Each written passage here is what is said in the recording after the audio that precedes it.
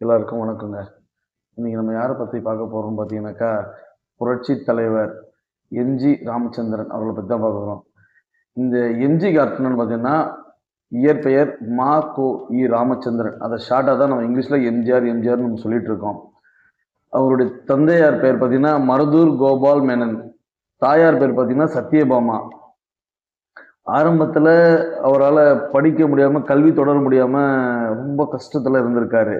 அவருடைய சகோதரோடு சேர்ந்து பார்த்தீங்கன்னா, நாடக கம்பெனிகள்ல போய் நாடகம் நடிச்சிருந்திருக்காரு. முதல் திரைப்பயணம் பார்த்தீங்கன்னாக்கா, 1936ல வெளியான சதி லீலாவதி படத்துல தான் முத அறிமுகமாயிருக்காரு. அவருடைய கடைசி திரைப்படம் பார்த்தீங்கன்னு வச்சுங்களேன், மதுரை மீட்ட சுந்தரபாண்டியன். கடைசி திரைப்படம் 1978ல கடைசியா ரிலீஸ் வந்த படம் அதுதான்.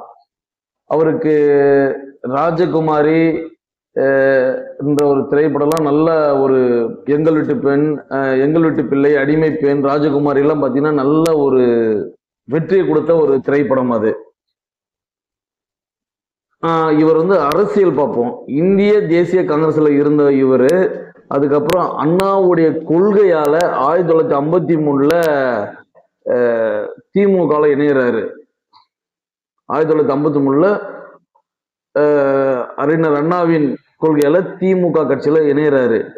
கட்சி தொடக்கம் பார்த்தீங்கன்னாக்கா 1972ல திமுகல இருந்து விலகி அண்ணா திராவிட முன்னேற்ற கழகம் தொடங்கினார். முத பேரு அதுதான், அண்ணா திராவிட முன்னேற்ற கழகம் தான் ஆரம்பிச்சாரு.